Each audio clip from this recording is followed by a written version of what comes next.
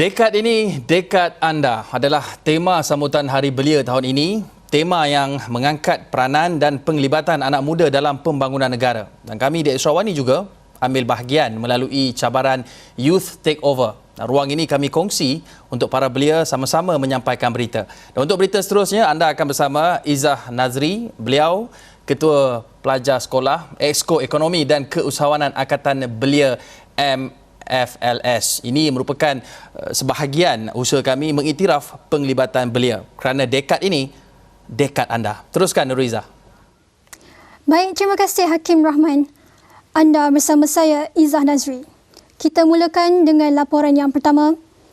Makcik gelang merah jambu yang tular kerana ingkar arahan kuarantin di Bandar Meru Raya baru-baru ini dijangka didakwa di Mahkamah Magistrate Ipoh hari ini. Pada 21 Julai lalu, foto seorang wanita yang dipercayai melanggar perintah pengawasan dan pemerhatian di rumah tular di media sosial. Ia mencetuskan kebimbangan dalam kalangan netizen. Foto wanita tersebut yang sedang makan di sebuah kafe di Bandar Meru Raya menunjukkan gelang tangan berwarna merah jambu di tangan kanannya yang menandakan dia di bawah arahan kuarantin COVID-19. Pada 29 Julai lalu, Ketua Polis Perak Datuk Razarudin Hussein berkata pihaknya telah menghentikan siasatan berkaitan kes itu. Bagaimanapun katanya, siasatan tersebut diteruskan oleh Jabatan Kesihatan Negeri Perak.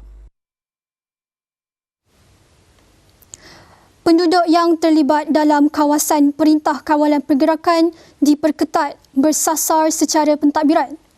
Temko di 4 mukim di Kedah dinasihatkan untuk mematuhi arahan yang ditetapkan. Ini termasuk tidak menggunakan laluan tikus untuk keluar dari kawasan tersebut.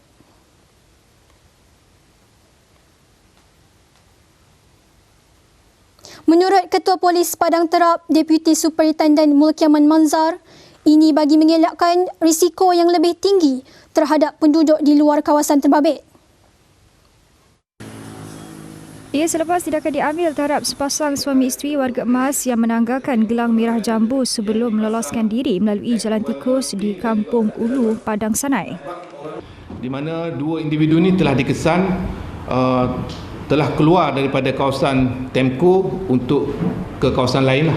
So benda ni dapat dikesan oleh pihak Jabatan Kesihatan dan telah salur maklumat kepada pihak IPD, dan dalam masa yang sama satu tim jenayah daripada IPD Padang Terap telah mengesan suspek tersebut dan telah berjaya membuat tangkapan kedua-dua pasangan suami isteri. Dan beliau mengaku telah keluar daripada kawasan Temko lah untuk ke Pekan. Walau bagaimanapun kita berjaya menangkap dan telah diambil tindakan akan dituduh di mahkamah. Pada masa sama, pihaknya turut melakukan sekatan jalan raya di 4 buah kampung kawasan terbabit yang mempunyai banyak laluan tikus. Genap setahun mayat remaja Island Nora Ann Corin ditemui. Persiapan prosiding inquest kes kematiannya dilakukan. Ia bermula dengan Coroner Maimunah Aid melawat lokasi penginapannya bersama keluarga di The Dusun Resort, Negeri Sembilan. Timbalan Ketua Polis Negeri Sembilan, Senior Assistant Commissioner Cik Zakira Uthman memaklumkan lawatan coroner yang berlangsung selama 3 jam adalah untuk mendapatkan gambaran awal sebagai persediaan inquest yang akan dijalankan minggu hadapan. Okey, tempat yang dilawati adalah kediaman Sora House. Sora House. Sora. Spelling di sini kan? Sora apa?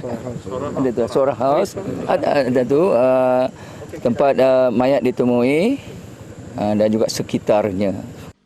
10 Julai lalu, Mahkamah Coroner Seremban menetapkan 24 Ogos hingga 4 September depan sebagai tarikh inquest kematian Nora Ann dengan seramai 64 orang saksi yang akan dipanggil.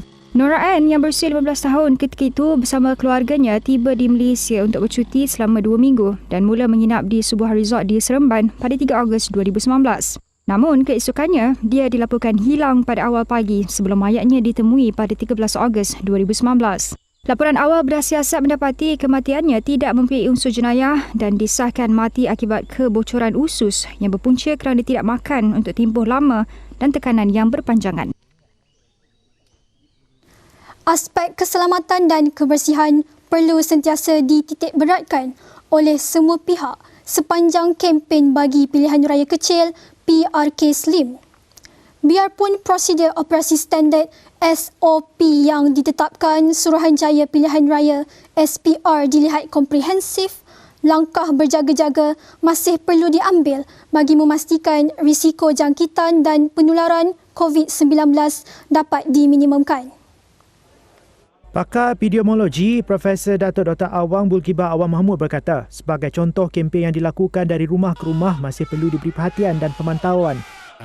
PRK Cini misalnya, kempen walaupun rally tak dibenarkan, tapi kempen dari rumah ke rumah dibenarkan. Jadi saya rasa ini ada sedikit kerisauan lah.